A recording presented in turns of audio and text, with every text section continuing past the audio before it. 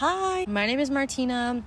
I'm from Texas and I lived in LA from August 2023 to January 2025.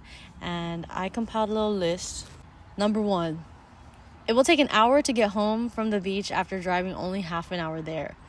But in parentheses, it's worth it though. It's so worth it. Like, I lived in East Hollywood, so the closest beach was what? Santa Monica, Venice. So the day after I moved, I drove to the ocean and I said, I can't believe this is my life. Next, people are only as fake if you perceive them to be. Parentheses, but they exist. I feel like everyone has a stereotype of LA where everyone is fake, everyone is an influencer, and yes, I did run into some people like that, but I feel like, we don't know people, obviously, from the jump, and if we think someone's fake, then they might end up being that way because we put that in our brain already. I don't know. Realizing how much I love living in solitude and gratitude. Yes. Okay, I was like, this isn't gonna work. This was my first time living independently out of state, especially, nonetheless, and I just love going on solo dates, and I think it was a really good time for me to focus on myself and focus on what I want to be, who I want to be. Next, you will have to pay to park everywhere. Yes. And street cleaning. Like, dating apps suck just as bad. Kind of a no-brainer. I mean, I feel like it's how you go about it. I did meet some cool people, but again, 90% of my experience on the dating apps were, it was much better meeting people organically, of course. Earthquakes happen like every week. Girl, the amount of times I woke up to my bed shaking, it scared me. And then there was one that I really felt where I was like making breakfast, and as soon as the toast out of my toaster, the house started shaking. I was like, I know that toaster is not that strong. People are better drivers there than Texas. My opinion, I have a couple theories, okay? The highways there are smaller, much more condensed. The traffic makes it impossible to even act a fool, like here in Texas, and the speed limits. Here in Texas, you have bigger highways, like much more space to just do the Texas slide or whatever they call it. Next, living in constant sunshine will make you miss the rain. I did miss the rain, and it was trippy having a warm Christmas. I was like, whoa.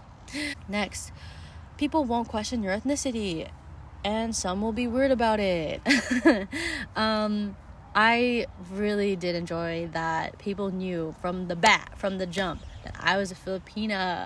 But here in Texas, I'm not even kidding. Maybe not even, actually, yeah. Not even a month into when I came back, this old white man comes up to me and he's like, yeah, my wife's Filipina. I lived in the Philippines for 3 years. Next time someone says that, I'm dead ass gonna be like, I had so many white teachers growing up. Like, that's so cool. You'll try to run away from your problems, but then have to face them head on. This is just a personal girl.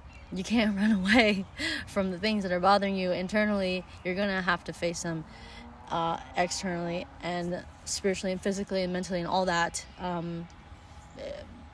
Even more force, because the universe is gonna force you, because you're like trying to run away from it. You're trying to ignore it, but the universe is gonna be like, Next, the ocean will be your safe haven. You will heal tremendously. Anytime, any off day, anytime I'm stressed, sad, I would go to the ocean. And I think the ocean is just a reminder of how small we are, how small our anxieties, our worries, our fears, our doubts are. And it's all human, and all of that I let go to the ocean, and she took care of me. Like, I just am so grateful of how I healed. Like, next, pho is the best hangover food by far. I don't have any other words for that one. Tattoos don't hurt as much as you thought they would, but I don't know if I'll get another one. I'm in that phase where I'm like, I think I'm cool with just one right now, but yeah, we'll see. You will miss Filipino food and learn how to make your faves. I did. I made sinigang, kare-kare, adobo, chicken adobo. I think those were the main three. And then I made a lot of pasta. I honestly should have cooked more. Next, buzzballs and mint yerba mates. they were my drink of choice. Specifically the cranberry buzzball and the mint yerba, the green yerba mate. I was drinking that like every week. And then I went on a freaking YouTube show to tell people that I could chug a buzzball because I have no other qualifying factors in my life, I guess. Celebrities look the same in real life. I did see a list of celebrities. Here's my list.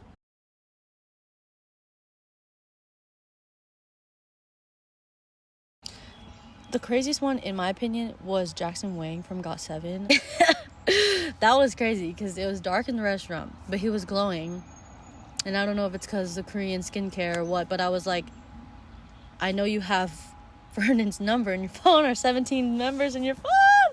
Chill with it. We did not take a picture. We did not like say anything to him.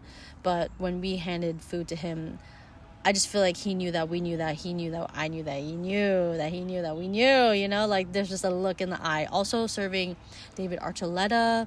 Cute. He was so cute. His eyes were so pretty.